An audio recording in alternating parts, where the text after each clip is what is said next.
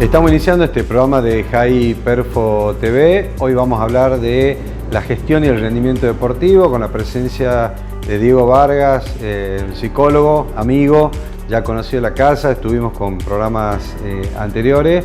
Y bueno, vamos a ver cómo enfocar la gestión deportiva, tanto desde lo institucional, tanto del staff, el rol que cumplen también los preparadores físicos, los kinesiólogos, el jugador de lo intrínseco, de lo extrínseco, vinculado con el estrés, las presiones, etc. Así que bueno, esperamos que salga un programa muy rico en información y que les guste a todos ustedes.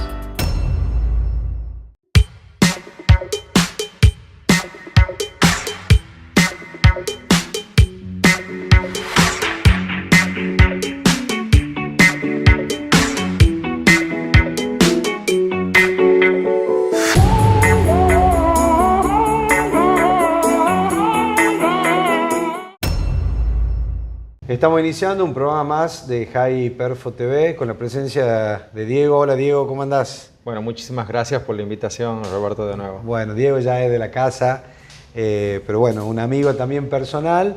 Y hoy vamos a hablar de el rol del psicólogo en la gestión deportiva. Pero antes de meternos de esto, contanos un poco también tu formación académica dentro de la psicología y de la psicología del deporte. Bien, como todos sabemos, la Universidad Nacional de Tucumán es muy prestigiosa y tiene muchos conocimientos en los aspectos psicoanalíticos. Entonces tuvimos una formación muy buena. Realmente nos enseñaron cómo comenzar a escuchar al sujeto. Pero bueno, de psicología en deporte no había nada. El profe Garbero, en su instancia de inquietud, él también había hecho el posgrado de medicina del deporte. Y le empecé a preguntar qué es lo que había hecho, cómo lo había hecho. Él había sido el único que había hecho el posgrado de medicina. Me invitó a que hagamos una materia que es psicosomática, por la importancia que tiene, digamos, en la construcción del deportista. Al terminar la carrera, ya había hecho algunas prácticas, había invitado a mi novia a formar parte de la docencia de ATFA. ¿Qué es ATFA? Contanos. Es la Asociación de Técnicos de Fútbol Argentino. Me habían invitado a que les colabore y yo no estaba recibido todavía, así que la metí a ella. Y así fui absorbiendo información de PDFs que me llegaban de diferentes lugares. Contanos, ¿esto en qué año? Estamos hablando que te recibiste. Y estamos hablando que yo empecé a investigar todo esto en el 2004. ¿Sí? Y a diferencia de esa época hoy, en cuanto a información, ¿cómo ha cambiado hoy la...? Y le robaba información a diferentes psicólogos que estaban en Uruguay, Barcelona, Madrid y Chile. Pero actualmente hay mucha más información que en esa época, ¿no? ¿Cómo ha evolucionado? Es impresionante los cambios que ha habido. Entonces ellos me mandaban todo por correo electrónico, era difícil descargar. También, si me podían, me mandaban libros. Y fuimos armando lazos muy lindos, digamos, con Jesús Chelala. Después en Madrid con Buceta, Rodrigo Caguas en Chile. Es como si fuera que lo que teníamos que hacer de psicología en deporte era presencial, había muy poco, pero era presencial. Y bueno, entonces económicamente no podía viajar a Buenos Aires, así que lo que hacía era elegía los congresos o jornadas de 2 días para viajar a Buenos Aires. Hasta que después de recibido, me metí en el posgrado de medicina del deporte, en donde ahí sí empecé a conocer un montón de personas que me ayudaron muchísimo en el crecimiento y que eran profesionales de otras disciplinas, tanto de la medicina, de la kinesiología, de la preparación física, y mientras tanto hacía mis prácticas en los clubes, ¿no? Bueno, fuimos compañeros en el posgrado de medicina del deporte. Por ahí nosotros los profes tenemos... Cuando éramos jóvenes. Sí, hace bastantes años atrás. Por ahí el profe está más interiorizado en el conocer el trabajo transdisciplinario en las estructuras deportivas. ¿Qué te sirvió de entendimiento, digamos, conocer parte del deporte para la aplicabilidad tuya en la psicología del deporte? Para mí es fundamental haber leído cuestiones de entrenamiento, de fisiología del ejercicio, de cardiología del ejercicio. Siempre, no sé si te acordás, en el posgrado yo, de acuerdo al módulo que teníamos, yo me hacía amigo, interesado de ese profesional. Entonces el traumatólogo me juntaba con Celaya, si era el entrenamiento me juntaba con vos, pero no era porque me caían bien ustedes, sino yo quería, siempre les preguntaba algo cuando el profesional venía, ¿no?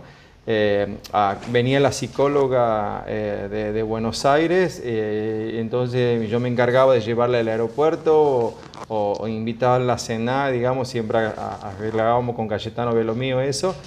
Entonces siempre buscaba meterme porque para mí era muy difícil estudiar fisiología del ejercicio, anatomía, digamos, ¿no? Eran muchos módulos. Y era exigente para el psicólogo, era muy exigente el posgrado, digamos. Y eso me llevó a tener muchos cursos, muchas jornadas, ir a los congresos, y ahí es donde me di cuenta que esto sí me gustaba, digamos, ¿no? Que no era solamente un pasatiempo para estar cerca del deporte, digamos. Sabemos que está la parte, digamos, presencial y online dentro de la psicología, pero antes de meternos en eso, contanos también un poco tu experiencia laboral, física, que bueno, después viene correlacionado con la parte online, por eso esta pregunta un poco así. No recuerdo muy bien cuándo comenzó mi trabajo online, pero fue cuando había Skype, sí, las señales eran muy malas, sinceramente.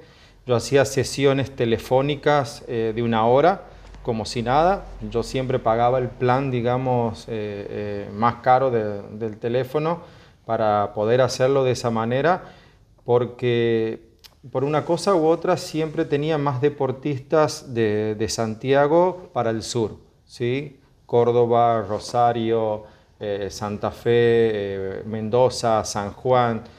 Tuve muchos atletas o muchos deportistas en otros lugares, y de Tucumán eran como pocos. Yo no me hacía conocer o me conocían en otros lugares, digamos. Entonces me di cuenta que era muy importante el trabajo online, vamos a suponer 16 años atrás, o digamos telefónico, porque podíamos ir trabajando lo que les estaba pasando, digamos, cada 3 o 4 días al deportista, ¿sí? Hoy por hoy, que estamos en los playoffs de la Liga Nacional de Básquet. ¿Con qué club estás actualmente? No estoy con ningún club, estoy con algunos deportistas, con algunos atletas, entonces, pero la comunicación es cada 3 o 4 días. Bien. Y las sesiones son aproximadamente de 20 minutos a 40 minutos, pero estamos en constante, digamos. Un chico que estuvo en Roland Garros hace poco, estuvimos en contacto también muy periódicamente, con charlas muy cortas, entonces es fundamental. Nada más que ahora, ¿qué es lo que pasa? A diferencia de antes, que ahora lo hacemos por videoconferencia, ¿no? Sí, sí. Contanos un poco tu paso por la Liga Nacional de Quimsa. Encima tuviste, digamos, la fortuna, porque bueno, es todo un trabajo en equipo de salir campeón con Quimsa, con la Liga Nacional. Contanos cosas por ahí que la gente no conoce o no sabe. Obviamente no estamos hablando de detalles, de cosas que le han pasado a jugadores, porque bueno, forma parte de la parte confidencial tuya que tienes para con el jugador, pero sí ejemplo, cosas que suelen pasar o te pasaron en definitiva en ese proceso en la liga. Entrar en la Liga Nacional ha sido todo un proceso. Yo creo que ha sido corto como ha sido el ingreso, pero es como que estuve trabajando de honor en algunos clubes de Tucumán, después uno en donde me empezó a pagar un poquito de dinero, y ahí es donde me reclutaron en Quimsa, digamos, en la temporada 2014-2015. Fue muy bueno porque nosotros lo que hacíamos, siempre iba, para mí ingresar al club era saludarlo al utilero, intercambiar 2 o 3 palabras con el utilero, notar si él tenía algo para decirme o solamente un saludo formal, pasar por kinesiología, observar lo que hacía el kinesiólogo durante 5 minutos, poder escucharlo a él qué información tenía para darme, no intercambiar mucho con el deportista si estaba en camilla, pero sí saludarlo y hacerle saber que estaba, ¿sí? Y ya irme al parquet, en donde encontrabas a los asistentes llenando cosas, o al director técnico pensando lo que iba a decir. Entonces, en ese momento, el director técnico tal vez me empezaba a dar algún tipo de información de lo que él estaba por decir. Yo siempre teníamos un cliché ahí con el entrenador, ¿no? Vomitame lo que tenés que decirme. él me explicaba, o era su ritual, digamos, decirme lo que ibas a hablar con los jugadores en el entrenamiento, y después elegía cómo lo decía. Tal vez yo le podía dar ahí alguna apreciación, pero después él terminaba haciéndolo como él pensaba que era lo adecuado, porque lo que hay que tomar en cuenta que lo que hay que trabajar muy bien es la gestión del rendimiento deportivo. Ahí me quiero detener un poco, por ahí siempre uno asocia el rol del psicólogo solo con el jugador, ¿no? Y en definitiva hay un trabajo invisible, por así decirlo, donde uno por ahí a veces, uno desde acá, ¿no? Es reduccionista en decir, bueno, estoy para apagar los incendios del entrenador o para que vea cómo genera esa construcción a largo plazo. ¿Cómo es el rol tuyo, un poquitito más en detalle, para con el entrenador? Con mi mirada es recolectar información, tanto para con el cuerpo técnico como para los jugadores. Después ir escuchándolos a ellos en relación a sus pensamientos y sus emociones, cuál de esos pensamientos o emociones de ellos realmente no están siendo muy productivas para el funcionamiento de ellos y cuáles están siendo productivas. Entonces ir identificando y ver cómo lo vamos canalizando a eso y cómo hacemos que se vayan proyectando de una mejor manera. Al entrenador la información que le brindo es solamente lo necesario en ese momento, ¿sí? Si hay información que para mí me parece que hay que guardarla, se las guarda, digamos, porque tal vez no es el momento en que él la pueda escuchar. Entonces yo tengo que ver muy bien en qué momento diga las cosas.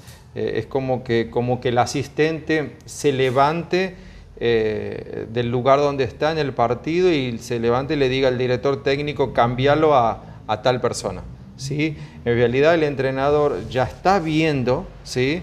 Entonces él está viendo en qué momento lo cambia ese jugador. Entonces por eso te digo que si el asistente se levanta de la silla para decir algo, yo también tengo que aprender a ver en qué momento me levanto de la silla y poder transmitirle la información. Ahora, entrando un poquitito ya en el jugador, por así decirlo, el jugador vive situaciones X, ¿sí? Entre ellas puede ser una situación, una frustración ante una determinada situación de juego que puede llevarte a un bloqueo, ¿sí?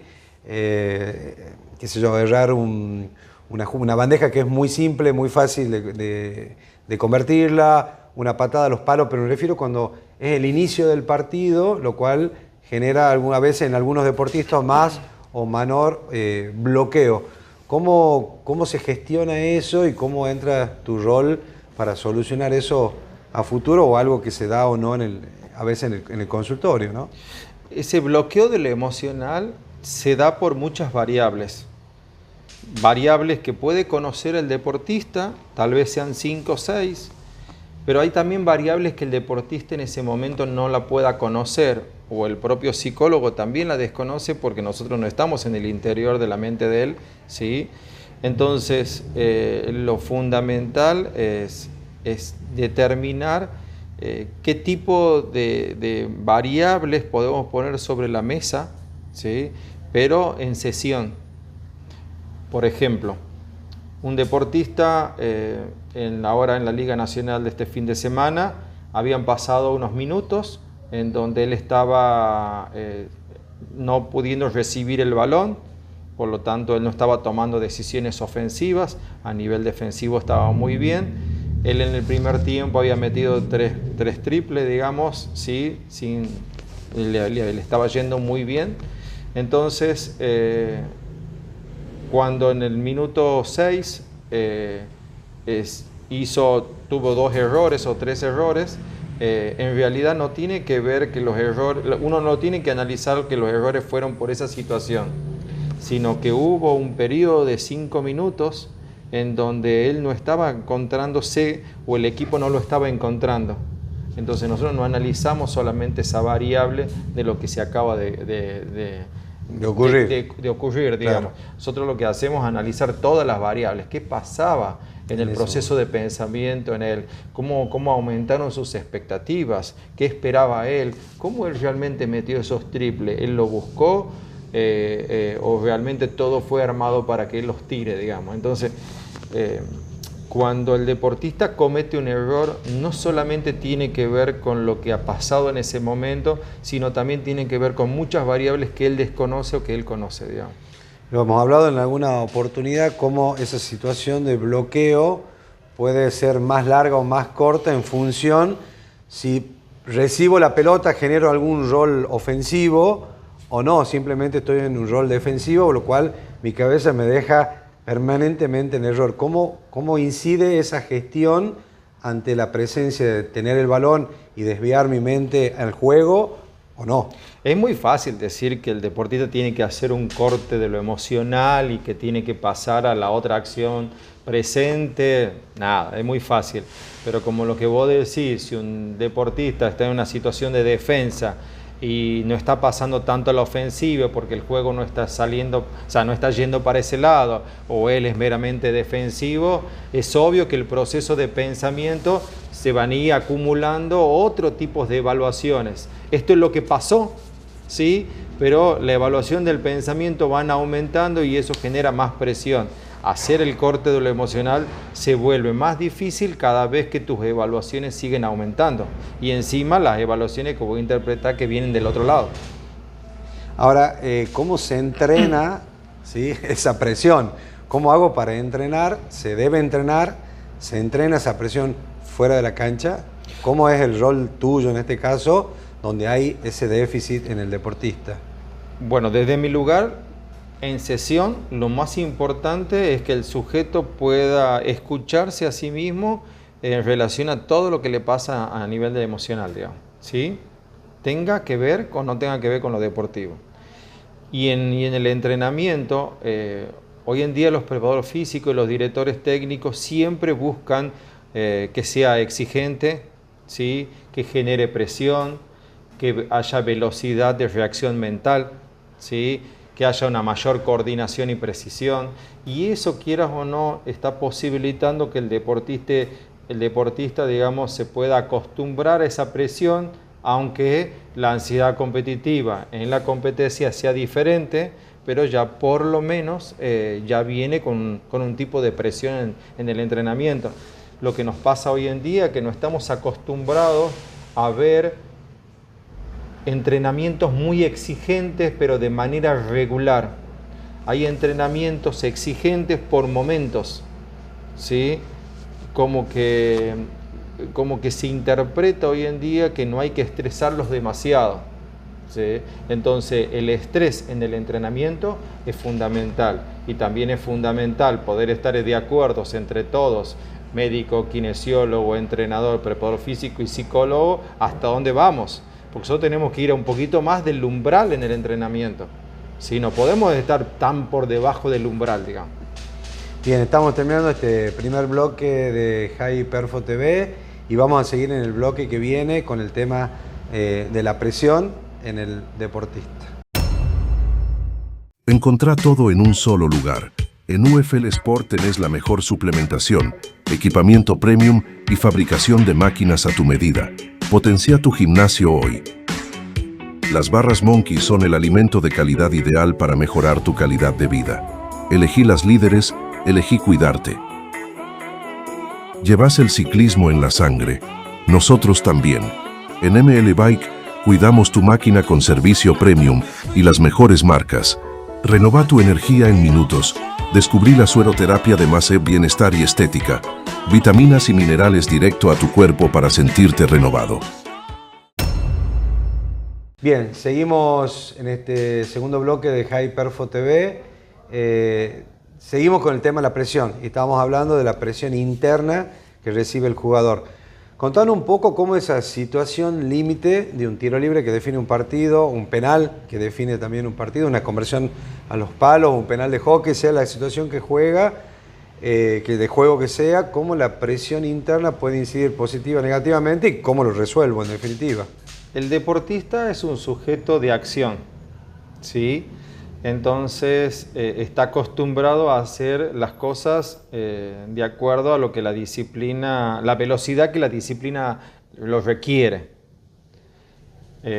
Tirar un penal, hacer un simple, es como si fuera que, o el penal australiano, es como si fuera que, o el penal en el rugby, requiere un tiempo que el deportista no está acostumbrado a dárselo. Entonces, si él conoce su mente, él sabe cómo realmente va a gestionar todos esos tipos de pensamientos que van a aparecer en ese momento. Que tal vez sean 40 segundos, 45, 30 segundos, lo que sea, depende de la disciplina, pero son tiempos que no está acostumbrado, porque por lo general está acostumbrado a trabajar con otro tipo de velocidad, ¿sí? Es como hacerle una pregunta o hacerlo trabajar de otra manera a un tipo que está trabajando en la Fórmula 1, digamos, ¿sí? Es otro tipo de velocidad. Entonces, si él sabe identificar cuál es el pensamiento más productivo en ese momento, la ejecución va a ser más coordinada, la ejecución va a ser más precisa, ¿sí? Eso es importante, que él pueda ir elaborando esas cosas que realmente tiene que escuchar próximo a patear un penal. Ahora, cuando hablas de Cuando ese hablamos tiempo, de escucharse a sí mismo, ¿no? Sí, sí. Porque también está la presión externa, que después lo vamos a tocar. Sí, ya lo tocamos ahora enseguida. Ahora, cuando hablamos de ese tiempo o esa velocidad, estamos hablando de entrenar bajo presión. Siempre. Bien. Siempre. No podés tener un deportista que actúe en competencia bajo presión y el entrenamiento no es bajo presión. Sí, eso lo hemos hablado en alguna... Además, tiene que gustarle estar bajo presión, ¿sí? ¿Te lo imaginás a Nadal entrenando conmigo como coach? Es impresionante el aburrimiento que debe haber sido, digamos, ¿sí? Tener un entrenador como Diego Vargas, entrenar, o sea, nunca va a evolucionar. Además, el deportista no le gusta aquel entrenador, aquel asistente que no lo lleva al alto rendimiento. Vos un poco que bueno, has trabajado con tenistas y tenés inclusive un tenista en silla de ruedas que compite a nivel internacional, que ya vamos a hablar un poquito de eso, que encima que son pocos, o sea, tienen una presión tremenda porque el ranking se mueve permanentemente porque son poquitos, pero ya volvemos a eso. Cuando hablamos de esa presión y sabemos que conoces el rol del tío de Nadal, ¿cuánto ha incidido en el rendimiento? A tu criterio, ¿no? Estamos hablando muchas veces, se te pueden escapar cosas, pero ¿cómo puede haber incidido, conociendo y habiendo leído bastante, el tío de Nadal en parte de su proceso de resultado? Es que tanto el deportista como su entrenador en este caso lo querían hacer bien. Entonces, hacerlo bien significaba buscar los límites del rendimiento.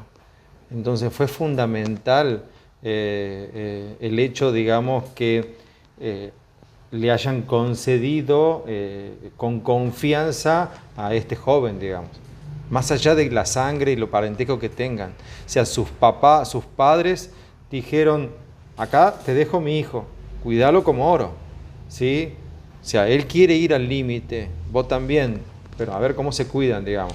Contanos, pues yo siempre la cuento y la uso de ejemplo, digamos, la anécdota de Nadal con la raqueta, con el tío, que en realidad es muy gráfica y muy de no siempre buscar la excusa, ¿no? Contanos esa anécdota, porque siempre hay gente que no la haya escuchado, que me parece genial. La que Nadal no sabía que estaba rota Sí, la raqueta. tal cual. ¿Y cómo tiene una incidencia en la psicología, en definitiva, en el rendimiento? Nada, es que él estaba aprendido a que muchas de las cosas pasan por su mente, que por la realidad del objeto que estaba roto, digamos. Entonces él no se había dado cuenta que estaba rota la raqueta.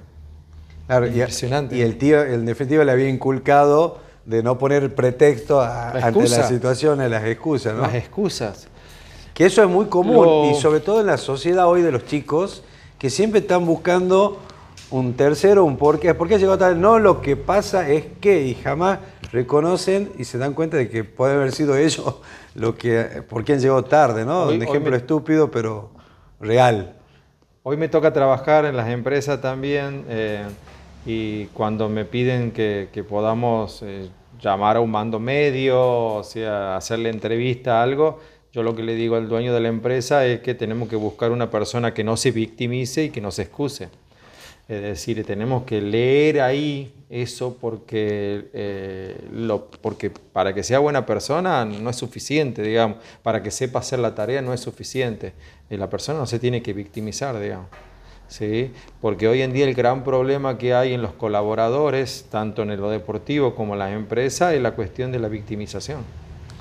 Esto da para más y bueno, seguro habrá otros problemas, pero hablemos un poco de los factores externos o factores exógenos que inciden también en el rendimiento. Hablemos primero desde la estructura del staff técnico, como tanto el dirigente como los sponsors tienen una incidencia directa en ese estrés en el rendimiento.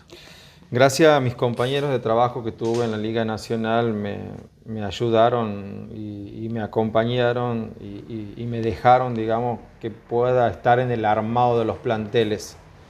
No fue en todos los casos, pero sí hubo en donde yo saqué mucha información de ahí y nada, fue gratificante, en donde nosotros armábamos un equipo buscando la arquitectura, digamos, ¿no? O sea, la construcción. Entonces, a largo plazo, nosotros no buscábamos solamente para 11 meses de la temporada, nosotros buscábamos que esto se pueda construir, digamos, para varias temporadas, y ahí en donde nosotros tenemos que trabajar de manera adecuada, sabiendo el dinero que tenemos, ¿sí? Que muchas veces no es el que tal vez es necesario para construir este equipo, y también tiene que ver con esta cuestión de la ansiedad dirigencial, ¿no? Los dirigentes para el armado del equipo se muestran de una manera, pero cuando pasan 10 partidos y todavía no se ha creado esta arquitectura, actúan de otra manera. Entonces nosotros tenemos como esa ambivalencia, odio y amor, que vos no podés saber nunca, digamos, qué es lo que está pasando en la mente dirigencial. Bueno, es ahí que nosotros tenemos que seguir trabajando a pesar de, ¿sí? A mí particularmente, yo sigo trabajando con mi convicción, a pesar de que pienso que tal vez por cómo yo me muestro, cómo soy, tal vez sea la última temporada en el equipo, digamos, ¿no? Porque tal vez no soy del palo del pensamiento de la dirigencia. Asociando también con otro factor externo, digamos, que incide mucho en el deportista, es la lesión, ¿sí?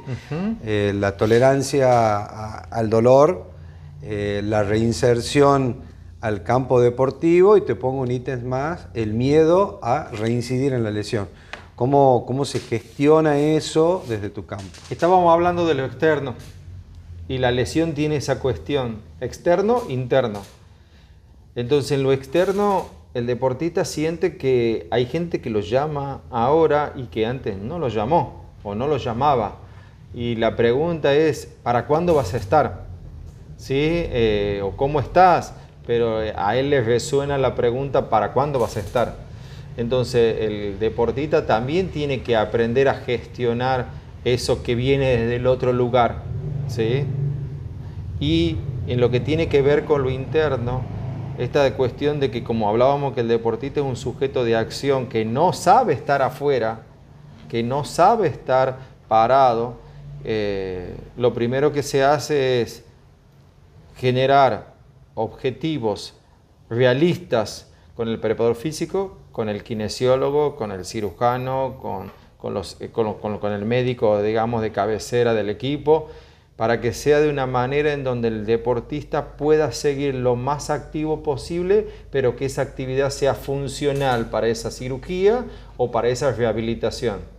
¿Por qué? Porque nosotros lo que tenemos que tener en cuenta es que las ansiedades competitivas que el deportista tenía antes, ahora no la va a tener, ¿sí? Que esas ansiedades se van a convertir en una ansiedad rasgo, en donde yo me pongo nervioso por cualquier cosa, ¿sí? Los mando al carajo al que tengo cerca, a la familia, a lo más íntimo, por lo menos soy como medio mal llevado, ¿no? Como decimos aquí en la zona, digamos, como un carácter medio feo, digamos. Está más irritable permanentemente ante exacto. Situaciones que antes no las tenía. O se guardan, mantienen mucho silencio, les cuesta elaborar. ¿Para qué voy a trabajar con el psicólogo si en realidad no estoy en competencia? Entonces no vuelco lo que pienso y que siento. Entonces lo que tengo que llevarlo es a que, a ver, pongamos en la mesa todo lo que te pasa, ¿no?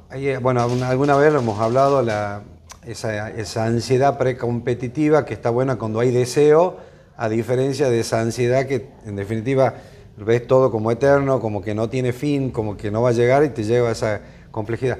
¿Cómo manejar esa ansiedad? Nos vamos a meter un poco al vestuario previo a la cancha. ¿Esa ansiedad vinculado con el deseo o esa ansiedad que no la puedo controlar? Hagamos una aclaración. Entonces lo que vos estás queriendo decir que en el lesionado su primera amenaza, ¿sí? Su principal amenaza es la ansiedad. Por eso él tiene que aprender a descubrirla. Bien. ¿Sí? Entonces eso es fundamental. ¿Cuál era la pregunta que me habías dicho? Cuando la ansiedad precompetitiva en el vestuario Sí. está desde el deseo, que está bueno, que vemos que las piernas se mueven, que no se pueden quedar quietos, a una ansiedad muy extrema, donde no pueden controlar absolutamente nada, se transforma en algo negativo. Esa regularidad, digamos, en la activación es importante que se tome en cuenta en relación a la personalidad del deportista. Bien. Cada deportista va conociendo cómo ir generando esa activación. No en todos es por igual. Estamos hablando de tu ritual. Exacto, Bien. tu ritual para la preparación. Bien. Si tu preparación no te está llevando, tanto física como mental, no te está llevando a la agonística, a ese amor a la lucha, es en donde de alguna manera tenés que avisar. A alguien tenés que avisar, a alguien tenés que hacer un llamado de atención, ¿sí? Porque es fundamental, porque se termina despertando cuando cometes un error, o se termina despertando cuando el equipo no funciona, pero ya no se despierta con ansiedad competitiva, con ese amor a la lucha, se despierta por obligación, se despierta con algún sentimiento de culpa y ya no es tan precisa, ya no sos tan dinámico, te levantás pero te caes rápidamente. Estamos hablando en algún... No mantienes la regularidad. Sí, estamos hablando en algún punto del poder de la escucha, ¿no?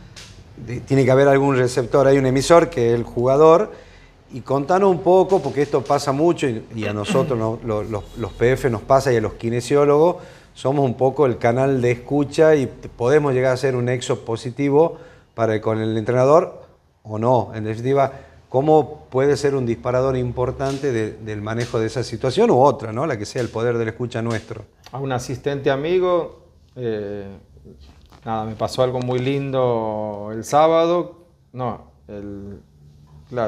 el sábado, después del partido Quimsa Comodoro Rivadavia, que nos juntamos, parte del cuerpo técnico de un equipo, parte del cuerpo técnico de otro, parte del cuerpo técnico de otro, gente que había ido a ver la final, y estábamos en una esquina de una avenida y éramos sentados 9 personas y de repente había 12 personas, después 15, después volvíamos, estamos lo que estábamos recién. Entonces, pero uno de mis amigos le decía que ser asistente es poder estar en el medio, ¿sí? Entre el director técnico jefe y el equipo, sea de preparación física, kinesiología o de jugadores, pero te tenés que ubicar de tal manera que no te tiene que generar excusa, porque vos tenés información de los dos lados y acá no hay que posicionarse de un lado u otro, acá hay que posicionarse del lado del rendimiento. Y es muy difícil que un asistente esté preparado para eso, y lo bueno que los asistentes hoy por hoy recurren a un tratamiento, digamos, a consultoría con psicología en deporte, digamos. Cuando siempre está, digamos, en definitiva esta palabra de rendimiento, ¿qué considera tu criterio dentro de las estructuras? Sabemos que en el deporte de alto rendimiento el acceso a un psicólogo es un poquito más fácil, digamos, va a depender de la política del club, del entrenador, el acceder al psicólogo, pero muchas veces en las estructuras amateur es mucho más complejo por una cuestión de costo, o inclusive hasta por falta de conocimiento, cómo el psicólogo puede incidir en el rendimiento. Contanos un poco cómo ves vos estas dos realidades, la del alto rendimiento como como el deporte amateur, por así decirlo. Y es fundamental que los dirigentes o los cuerpos técnicos conozcan a alguien que puedan hacer consultorías de gestión del rendimiento, en donde cada 3 meses ir a exponer a este grupo de profesionales o a este profesional lo que está pasando, lo que ellos ven, lo que ellos sienten, qué es lo que pueden manejarlo, y que sean 4 consultorías de cada 4 meses. Esa consultoría puede durar una semana, en donde puedan exponer, invitarlo a estos profesionales tal vez a que vayan a un entrenamiento, a una competencia, que conozcan la realidad del club, para que de alguna manera puedan sentir que hay de otro lugar una escucha diferente a lo que ellos tienen, que muchas veces ellos están muy atados a lo económico, muy atados al resultado, que no está saliendo como uno quiere. Ahora, estas gestorías, haces consultorías, haces incidencia sobre el staff o también sobre los jugadores. ¿Cómo es el accionar, digamos? Es que si lo tenés que hacer con la dirigencia y con el staff, porque bien, de esa manera podés hacer consultoría con los jugadores. Porque es como si no, que lo mandás al psicólogo a tu hijo sin hacerte cargo de que vos estás en el desarrollo del sujeto, digamos. ¿Sí? Entonces, yo no tomo, por lo general, los casos en donde me piden que dé una charla motivacional a un equipo que está por jugar una final, si ni conozco el cuerpo técnico, no conozco la dirigencia, no conozco el ambiente. Ni siquiera la idiosincrasia del club, digamos, que también es importante. No lo tomo y bueno, esto lo cortemos porque muchas veces la familia dice, pero es ingreso de dinero. Bueno, pero lo lamento, digamos. Claro. ¿Sí? Lo cortemos en el sentido de que sí, grabación... no, pero es así, digamos. Es un saco roto, en definitiva. Nosotros no podemos estar absorbiendo ansiedades que no han sido puestas sobre la mesa. Bueno, estamos terminando este segundo bloque, ya seguimos mucho más con el tema de la psicología y la gestión deportiva. Encontrá todo en un solo lugar. En UFL Sport tenés la mejor suplementación, equipamiento premium y fabricación de máquinas a tu medida. Potencia tu gimnasio hoy. Las barras Monkey son el alimento de calidad ideal para mejorar tu calidad de vida. Elegí las líderes, elegí cuidarte. Llevas el ciclismo en la sangre. Nosotros también. En ML Bike, cuidamos tu máquina con servicio premium y las mejores marcas. Renova tu energía en minutos. Descubrí la sueroterapia de Mase Bienestar y Estética. Vitaminas y minerales directo a tu cuerpo para sentirte renovado. Estamos iniciando este tercer bloque. Diego, nos vamos a meter ahora con el tema de la frustración de este deportista que no alcanza lo que busca, como así también el que obtiene el éxito a temprana edad con todas las cosas que pasan. Contanos un poco en general y algunos ejemplos también del tema de la frustración, de no alcanzar algo que ha sido desde niño mi objetivo, pero la vida te lleva a... Me toca bastante que llegan deportistas que están en reserva de la disciplina, digamos, deportiva, o que están próximos a la reserva y ellos sienten que no han hecho ese despegue, ¿sí? A ese despegue tal vez a la primera división. Estamos hablando entre 18, 19, 20 años de edad. Exacto, sí. Y las reservas muchas veces tienen hasta gente de 22 años, digamos. Entonces, sienten como que no se está dando lo que ellos tenían un sueño, unas expectativas, ¿sí? Y ese sueño empieza como a molestar, como a frustrar, como a sentir impotencia. El entorno que les está diciendo tal vez que yo te veo que estás muy bien, que estás espléndido, que porque ponen a otro y no te ponen a vos. Todas esas cosas también influyen demasiado.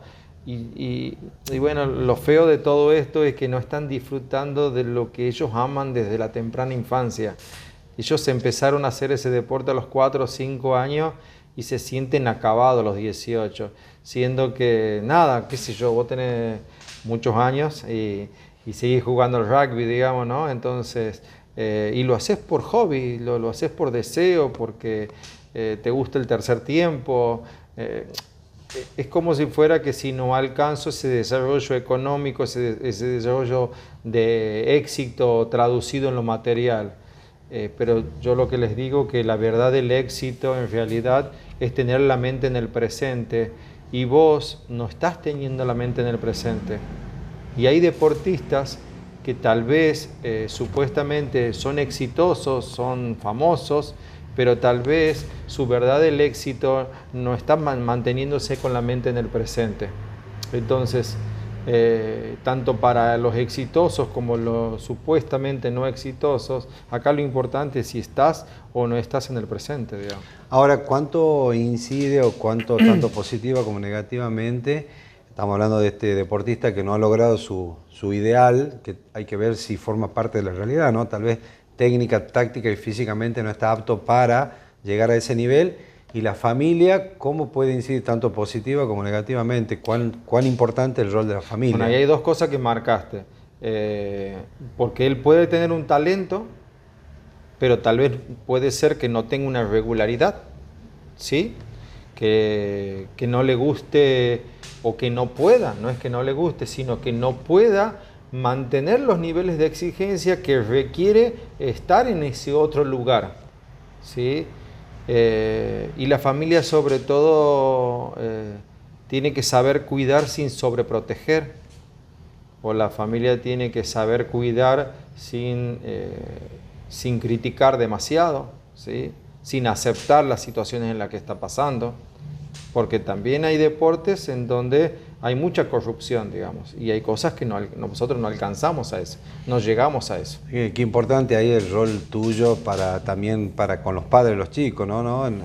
Para con la familia, para ayudarlo y no tirar, creyendo que los padres muchas veces ayudamos diciendo determinadas cosas y en realidad lo que estamos haciendo es generar todo un mecanismo inverso, ¿no? Muchas veces tuve que dejar de trabajar con niños cuando las familias no podían trabajar conmigo, digamos, ¿no? O trabajar con los especialistas que poníamos en MyPlanes.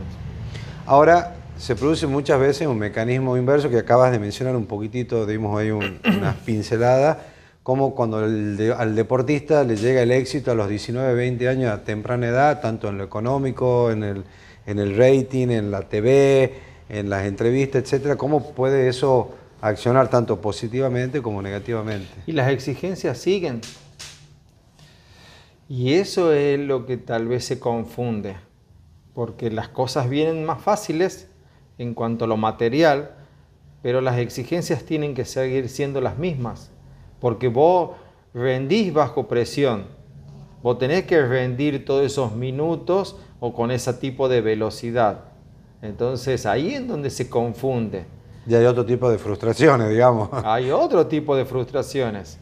Antes de que habíamos empezado el programa te contaba que muchas veces los deportistas en playoff dejan de usar el Instagram, dejan de usar sus redes sociales para no estar tanto en contacto, para no estar pasando información con su dedo o para no conectarse con la ansiedad de la gente, ¿sí? O con la gente que los invita a salir a comer después de los partidos. Me voy a ir un poco del tema, pero bueno, creo que va concatenado, digamos, como, bueno, acá estamos hablando de un factor externo que inconscientemente me puede generar algo negativo. Como muchas veces los entrenadores con su discurso, con su gestual o a veces interfiriendo en las entradas en calor, están transmitiendo situaciones negativas a los jugadores previo al inicio de un partido. Nosotros tenemos que transmitir lo que hemos trabajado, asimilado y acomodado. Entonces los tips que yo dé en entrada en calor, primero lo tengo que hacer en el momento exacto en donde el movimiento de preparación física que está haciendo el deportista lo pueda leer. Corto y conciso, porque tiene que ser muy constructivo y muy cortito, como decís vos, ¿sí? Tienen que ser palabras muy técnicas. Si el entrenador no tiene la habilidad desarrollada, porque puede ser bueno para otra cosa, y bueno, llama a un asistente que lo haga, o directamente empezar a hacerlo, digamos, cuando ya están elongando o cuando ya ha pasado el proceso de la preparación, digamos, precompetitiva. ¿Qué más nos podrías decir, digamos, de esta situación donde el deportista alcanzó el éxito, pero se transforma en algo negativo en algún punto? Bueno, como decíamos recién, ¿no? Poder aceptar que las presiones, las demandas siguen siendo las mismas, lo que cambian son las demandas del entorno, las demandas del exterior que no te conoce y te demanda una foto. Yo tengo la particularidad de conectarme con deportistas de una manera muy fácil, pero no tengo foto con ninguno. O sea, he trabajado con gente que es famoso, por así decirlo, pero no tengo ninguna foto con ellos, digamos. O sea, es como si fuera que comprendo que cuando yo me conecto con ellos, yo me conecto como sujeto, yo no me conecto con ese famoso, ¿sí? Una de las fantasías que tenía un entrenador, que lo estuvimos trabajando, es: no quiero que hables todavía con él porque él es MVP. Entonces, como si fuera que yo no sé si vos estás preparado. Pero está muy bueno porque él clarificó su fantasía, ¿sí? De alguna manera prohibiéndome, pero al ratito yo ya estaba trabajando con el MVP. Cuando él pudo darse cuenta quién era yo, cómo trabajaba, claro, y cómo me tomaba también el deportista a mí. Un poco para ir cerrando el bloque, por ahí, bueno, a mí se me escapan por ahí preguntas o cosas que dentro del contexto del tema que consideres que pueda ser importante. No te digo a dejar un consejo, ¿no? Porque no es tu forma, pero sí por ahí algo que se me haya escapado que pueda ser importante mencionarlo dentro de este contexto del rendimiento. No, para mí es fundamental poner los lugares de escucha en el deporte. Veo mucho esta cuestión de que hay muchas críticas en los mismos cuerpos técnicos, hay mucha opinión sobre lo que yo creo que es tal cosa. Nosotros tenemos que seguir poniendo ciencia y compromiso, pero muchas de las veces no estamos poniendo demasiado ciencia, y para poner ciencia hay que estudiar mucho, hay que trabajar mucho, hay que tener experiencia. Y hay profesionales que tal vez por su forma de ser no les sale bien transmitir su experiencia, pero si nos sentamos, tenemos paciencia y queremos estar con él, él seguramente nos va a terminar diciendo cómo es el camino con sus pocas palabras que le salen las cosas, ¿no? Entonces yo creo que lo principal es la escucha en el deporte, digamos. Sí, yo veo una problemática muy marcada, sobre todo en las estructuras amateur, ¿no? No sé si pasará tanto en el alto rendimiento, es que, un poco hablando de los roles, ¿no? Como el entrenador termina hablando de lo que tiene que hacer la comisión directiva, el jugador, cómo tiene que ser el sistema de juego, el entrenador que determina que el jugador, cómo se van invirtiendo los roles y en definitiva se pierde esa capacidad de hacer lo que sé en función de la ciencia, ¿no? Cómo manejar esa situación que creo que tiene incidencia directa en el rendimiento porque está la cabeza permanentemente en otra situación fuera del foco. A mí me ha pasado que me han llamado clubes o instituciones que yo percibía que no iba a poder trabajar y no las aceptaba, digamos. Y me dolía porque estaba mi deseo, digamos, ahí. Yo quería estar ahí en el quilombo ese. Pero cuando de entrada vos estás viendo que no se puede, y había otras en donde yo sabía que viendo un poquito, porque hay mucha toxicidad, digamos, o sea, como pasan todo el día juntos, hay muchas, como que yo le puedo decir de todo a la otra persona. Si yo puedo, entonces ya pasa, una cosa es ser gracioso, ser cargoso, ser bromita porque pasamos juntas, otra cosa es la falta de respeto en relación a la ciencia, digamos. Entonces hay que trabajarlo, poner sobre la mesa qué te está pasando a vos con el otro, cómo lo podemos trabajar, ¿sí? Si a él lo hemos traído para esto y lo sabe hacer muy bien, ¿por qué ahora lo otro está siendo más importante? ¿Sí? O no hacerle una cruz a un deportista porque vos has interpretado tal cosa.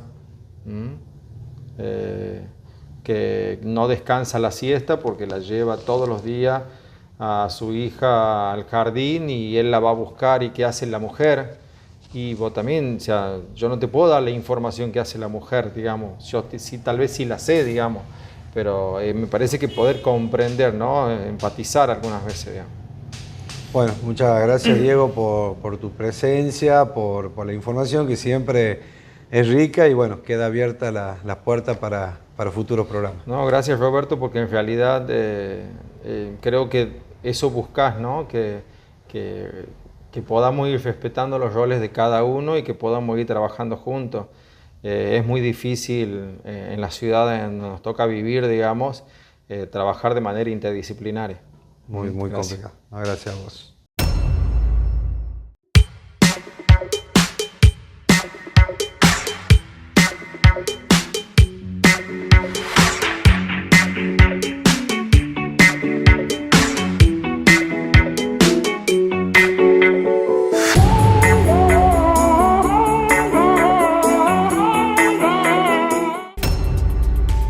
Ya para terminar, Diego, nuestros sponsors, como siempre, que nos acompañan, te hacen este presente, UFL Export. Muchas gracias a Ubaldo. Ubaldo, la gente de Monkey, con Dani, que lo conoces. Y ML Bike también Matthews, te da gracias. Exactamente este regalo. Y bueno, estamos terminando este programa de High Perfo TV con el tema de gestión y rendimiento deportivo. La verdad que fue un programa espectacular, Diego, y muchas gracias por la info y la presencia. Bueno, gracias Rodri, gracias Roberto y bueno, espero verlos de vuelta. Hasta la próxima.